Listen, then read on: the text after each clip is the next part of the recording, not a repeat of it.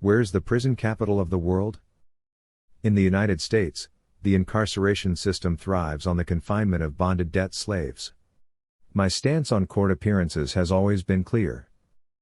Never voluntarily attend court. Live men and women are not meant to be in a place designed solely for the business of fictional entities. When we enter a courtroom, we are legally presumed dead. They cannot process us until we admit to being a legal fiction, a trust entity. Courtrooms function exclusively for titled persons, judges, prosecutors, defendants, bailiffs, law enforcement officers, and attorneys. Live individuals are not acknowledged in this setting, which is why attorneys, acting as representatives of legal fictions, are sent to handle cases.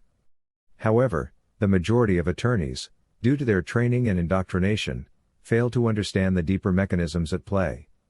Those who do and are willing to follow client directives can potentially navigate the system successfully, but most prioritize their bar membership over honorable conduct. The entities governing the legal system seek only one thing, our life energy, and they obtain it through our consent. Without our participation, the system cannot function.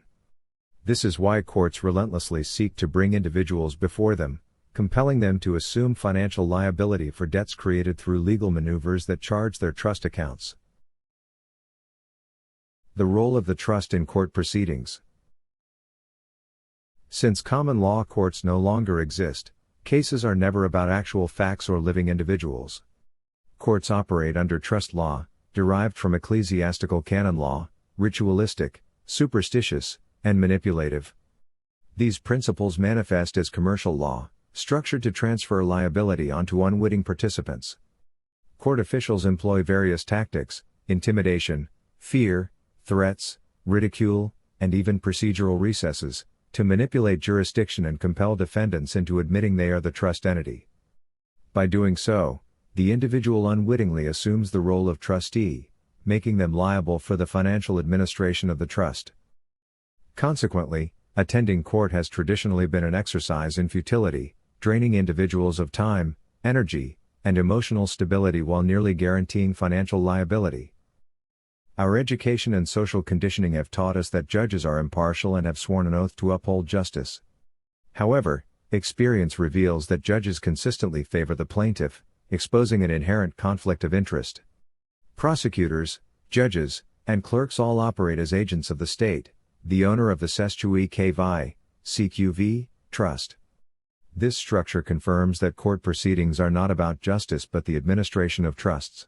The state claims ownership of the trust and acts as its administrator, while individuals must carefully position themselves as beneficiaries rather than trustees or executors, as the latter roles carry financial liability.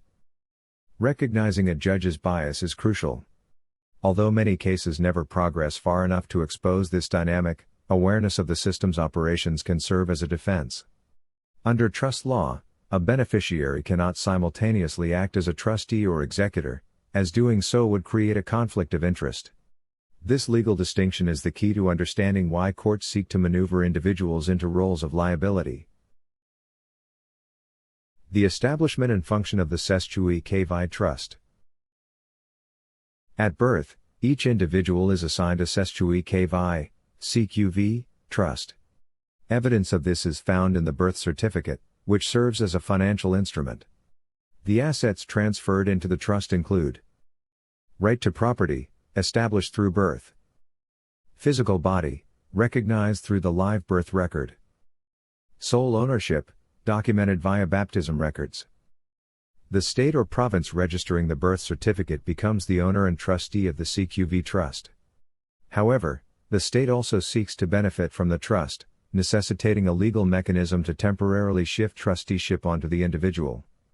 This transfer is achieved through various legal agreements, including citations, applications, and contracts signed under duress.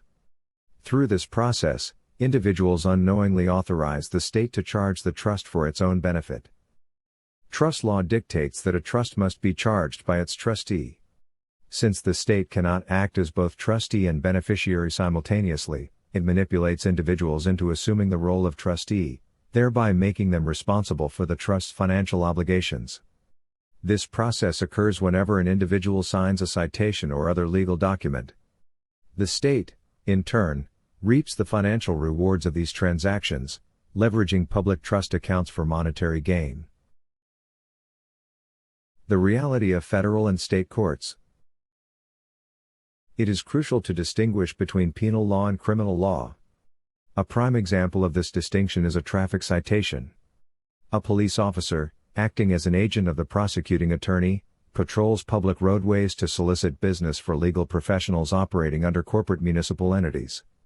This practice, known as champerty, was historically recognized as both a tort and a crime under common law.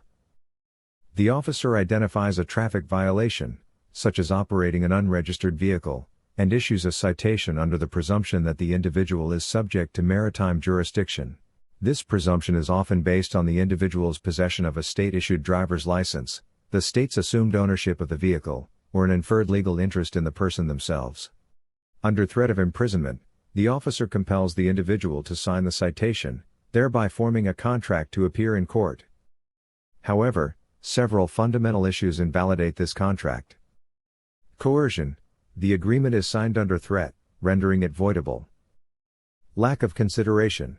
The officer provides no compensation in exchange for the individual's contractual obligation. Unconscionability. Any contract formed under duress, coercion, or threat is legally unconscionable and subject to nullification.